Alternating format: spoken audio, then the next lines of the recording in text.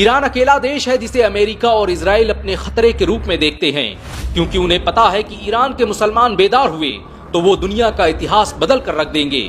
Iran को अगर 57 मुस्लिम देशों का साथ मिल जाए तो वो दुनिया की सबसे बड़ी सुपर शक्ति बन सकता है। ये वीडियो उन लोगों के मुंह पर तमाचा है जो कहते हैं कि मुसलमानों ने विज्ञान के क्षेत्र में किया ही क्या है। ईरान हमेशा से दुनिया की एक ताकतवर शक्ति बना रहा है। ईरान ने दुनिया को वो दिया जो आज तक कोई नहीं दे पाया। बैंकिंग सिस्टम से लेकर रोबोट और चेचक के इलाज जैसी बहुत सी चीजें ईरान में खोजी गईं। आज भी ईरान 57 मुस्लिम देशों में सबसे आधुनिक टेक्नोलॉजी वाला देश माना जाता है। 8वीं सदी से लेकर 13वीं सदी तक ईरान के वैज्ञानिक पूरी दुनिया पर छाए हुए थे। ईरान तरक्की की उन बुलंदियों पर था कि यूरोप और अन्य देशों के लोग विज्ञान की शिक्षा हासिल करने ईरान आते। इतिहासकार लिखते हैं कि जिस वक्त दुनिया अंधकार में डूबी हुई थी, उस वक्त ईरान उसे तरक्की के रास्ते दिखा रहा था। अमेरिका जिस वक्त नासा के बारे में सोच भी नहीं पाया था, उस वक्त ईरानी वैज्ञानिक ऑब्जर्वेटरी में बैठकर रिसर्च कर रहे थे। साइंस, लिटरेचर, आर्ट और इन्वेंशन के क्षेत्र में ईरान की कुर्बानियों और उसके योगदान को कभी भुलाया नहीं जा सकता। यहाँ तक कि आज हम मोबाइल में जिस बैटरी का इस्तेमाल करते हैं, इसकी खोज भी ईरान में की गई थी। ईरान पहला देश था जिसने बैटरी का निर्माण किया। जैसे जैसे वक्त गुजरता गया, इसी बैटरी को विस्तार देते हुए आधुनिक बैटरियों का निर्माण किया गया। जब दुनिया बैटरी के बारे में जानती भी नहीं थी, तब ईरान के मुसलमान इसका इस्तेमाल कर रहे थे। ईरान की ये पहली खोज नहीं थी, बल्कि इससे पहले 9वीं सदी ईस्वी में मूसा ब्रदर्स ने दुनिया के पहले गैस मास्क का आविष्कार किया था, जो आज भी इस्तेमाल किया जाता है।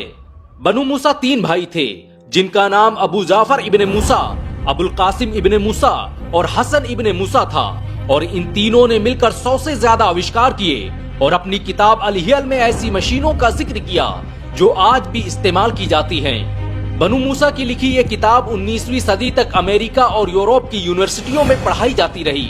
इस किताब में उन्होंने जिन 100 चीजों का आविष्कार किया था, उनमें से 25 तो आज भी इस्तेमाल किए जाते हैं। आपको ये जानकर शायद हैरानी हो सकती है कि भारत सहित पूरी दुनिया में सालों तक जिस लालटेन का इस्तेमाल किया जाता रहा है, उसकी खोज मूसा ब्रदर्स ने ही की थी, और इसका जिक्र उनकी किताब में भी मिलता है। मूसा ब्रदर्स के बहुत से आविष्कार तब यूरोप पहुंचे जब इटली के मशहूर वैज्ञानिक लियोनार्डो दा विंची ने उनकी किताब का अनुवाद लैटिन भाषा में किया। यूरोप के पुनर्जागरण के दौर में ईरान और मुस्लिम देशों में लिखी 1 लाख से अधिक किताबें लैटिन भाषा में ट्रांसलेट की गई, और किताबों के इन्हीं ट्रांसलेशन के जरिए मुसलमानों का ज्ञान यूरोप पहुंचा। ईरान ही वो देश था जिसने दुनिया को सबसे पहली पवन चक्की दी। मुस्लिम वैज्ञानिक अल मसूदी ने अपनी किताब में हवा से चलने वाली एक ऐसी पवन चक्की का जिक्र किया जिसका इस्तेमाल बागों को पानी देने और दूसरे कामों में किया जाता था। आज बिजली को बनाने के लिए बड़ी बड़ी पवन चक्कियों का इस्तेमाल किया जाता है, लेकिन मुसलमान आज से 1000 साल पहले ईरान में इसका इस्तेमाल कर रहे थे। ईरान में ऐसे ऐसे वैज्ञानिक पैदा हुए जो न होते तो आज हम सैकड़ों तरह की दवाओं से महरूम रह जाते। मेडिकल इंडस्ट्री को खड़ा करने में मुसलमानों का बड़ा योगदान रहा। बहुत कम लोग जानते हैं कि 9वीं सदी ईस्वी में ईरान में पैदा होने वाले मशहूर साइंटिस्ट ज़करिया राजी ने सल्फ्यूरिक एसिड की खोज की थी। ये दुनिया का पहला व्यक्ति था जिसने साइकोलॉजी पर किताब लिखी और फिजियोथेरेपी के बारे में दुनिया को बताया। ज़करिया राजी ने न सिर्फ चेचक का इलाज खोजा, बल्कि उसी ने सबसे पहले चेचक और खसरा के फर्क के बारे में बताया। दुनिया में बैक्टीरिया की खोज सबसे पहले ज़करिया राजी ने ही की थी। आज हॉस्पिटल में जो फर्स्ट एड किट इस्तेमाल की जाती है, उसका कॉन्सेप्ट सबसे पहले इसी वैज्ञानिक ने पेश किया था। 12वीं सदी तक मुस्लिम शासकों ने ईरान को दुनिया की सुपर पावर बना दिया था। दुनिया भर से लोग तालीम हासिल करने ईरान आते थे। 1258 ईस्वी में जब मंगोलों ने ईरानी सल्तनत पर हमला किया और उनकी लाइब्रेरियों में आग लगा दी, तो महीनों तक उसके धुएं से आसमानों पर सूरज नहीं दिखाई दिया। मुसलमानों की सल्तनत तो बर्बाद हुई ही थी, उसके साथ ही उनके लिखे ज्ञान विज्ञान को मंगोलों ने तबाह बर्बाद कर दिया, और इसका असर कई सालों बाद देखने को मिला जब मुसलमान साइंस के मैदान में पीछे होने लगे। आज दुनिया मुसलमानों से पूछती है कि उन्होंने किया क्या है, लेकिन उन्हें नहीं पता कि एक दौर ऐसा भी गुजरा है जब विज्ञान के फलक पर मुसलमानों का राज हुआ करता था। आज दुनिया जिस स्टेनलेस स्टील का इस्तेमाल करती है, उसकी खोज भी ईरान में की गई थी। जर्नल ऑफ आर्कियोलॉजिकल साइंस में प्रकाशित एक रिपोर्ट के मुताबिक ईरान में सदियों पहले बनाई गई तलवारें, खंजर और दूसरी चीजें स्टेनलेस स्टील से बनाई जाती थी। ईरान का शहर चाहक स्टेनलेस स्टील का सबसे बड़ा गढ़ था। ईरान की तरह ही दमिश्क के मुसलमान स्टेनलेस स्टील को बनाने की तकनीक जानते थे और यही वजह है कि आज भी इतिहास के पन्नों में दमश्कश स्टील का जिक्र मिलता है, जिससे बनी तलवारों का कोई तोड़ नहीं था। अज़दुद्दौला, जिसने कभी ईरान पर हुकूमत की और जो मिडिल ईस्ट का सबसे ताकतवर बादशाह गुजरा है, उसने बगदाद में एक हॉस्पिटल का निर्माण करवाया था जो अपने वक्त का सबसे आधुनिक अस्पताल था। इस अस्पताल में कार्डियोलॉजी, सर्जरी, ऑप्थेल्मोलॉजी सहित अलग अलग डिपार्टमेंट मौजूद थे। ईरान के वैज्ञानिकों ने ऐसे ऐसे आविष्कार किए कि लोग उन्हें जादूगर कहने लगे। ईरान के मशहूर मुस्लिम वैज्ञानिक नसीरुद्दीन तूसी ने मरागा शहर में एक ऑब्जर्वेटरी बनाई थी जो अपने वक्त का सबसे बेहतरीन रिसर्च इंस्टीट्यूट था।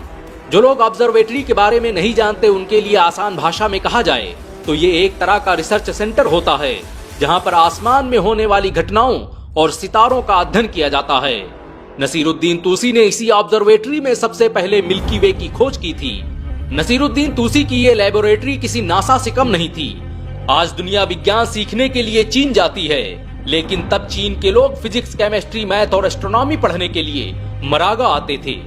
दुनिया हैरान है कि ईरान ने उस दौर में ऐसे आविष्कार कैसे कर लिए जिनके बारे में कोई सोच भी नहीं सकता था।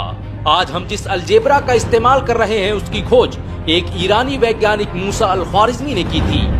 मूसा अल ख्वारिज़मी ने मैथ पर एक किताब लिखी जिसका नाम अलजब्र वल मुकाबला रखा गया और यही अलजब्र शब्द बिगड़कर अलजेब्रा बन गया। आज कौन इंसान है जो स्कूल गया हो और उसने अलजेब्रा ना पढ़ी हो। यहाँ तक कि अंग्रेजी भाषा में जो एल्गोरिथम शब्द है वो अल ख्वारिज़मी के नाम का ही बिगड़ा स्वरूप है। आज दुनिया जिन ईंटों का इस्तेमाल करके बड़े बड़े घर तामीर कर रही है, उन ईंटों की खोज भी ईरान में की गई थी। दुनिया के मशहूर आर्कियोलॉजिस्ट रोमन ग्रिसमैन के मुताबिक आधुनिक ईंटों को बनाने की कला का आविष्कार ईरान में ही किया गया था। यहाँ तक कि दुनिया में सबसे पहले बेहोशी की दवा ईरान में ही बनाई गई। ईरान में जन्मे अबू रेहान अल बैरूनी ने इतिहास में पहली मर्तबा जमीन से सूरज की दूरी का पता लगाया। महमूद गजनवी ने जब ईरान को फतेह किया तो अल बैरूनी उनके साथ गजनी चले गए। उन्होंने बगैर किसी आधुनिक तकनीक के धरती की रेडियस का पता लगाया, जिसे देखकर आज के वैज्ञानिक भी हैरान हैं। भारत के इतिहास पर लिखी पहली किताब किताबुल हिंद अल बैरूनी ने ही लिखी थी। अल बैरूनी की योग्यता और विज्ञान में दिए गए उनके योगदान को देखते हुए चांद के एक गड्ढे का नाम उनके नाम पर रखा गया। ईरान के मुसलमानों ने दुनिया को बहुत सी चीजें दी। दुनिया का पहला मेडिकल इंसाइक्लोपीडिया ईरान के वैज्ञानिक इब्ने सीना ने लिखा था, जिसमें हजारों बीमारियों का इलाज मौजूद है। इसी ईरान में जन्मे जाबिर बिन हय्यान ने तेजाब की खोज की थी। तेजाब खुद एक फारसी शब्द है जिसका मतलब होता है एक ऐसा पानी जो सब कुछ जला दे। जाबिर ने एक ऐसे तेजाब का भी आविष्कार कर लिया था जिससे सोने को भी पिघलाना मुमकिन था। जाबिर बिन हय्यान ने नाइट्रिक एसिड, आर्सेनिक, फास्फोरस और क्लोरिक एसिड की खोज की जो आज पूरी दुनिया में इस्तेमाल किए जाते हैं। आज हम लोहे को जंग से बचाने के लिए जिस वार्निश का इस्तेमाल करते हैं, उसकी खोज जाबिर बिन हय्यान ने ही की थी। दुनिया का पहला आर्टिफिशियल दिल ईरान के वैज्ञानिक तोफी मुस्सीवंद ने बनाया था। ईरान की तरक्की का अंदाजा इसी बात से लगाया जा सकता है कि सिर्फ 2008 में ईरान में 9,570 से अधिक नई चीजें खोजी गईं।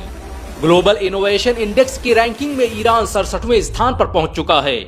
ईरान में आज 400 से अधिक मेडिकल रिसर्च फैसिलिटीज चल रही हैं, जो बताती हैं कि आने वाला समय ईरान का है।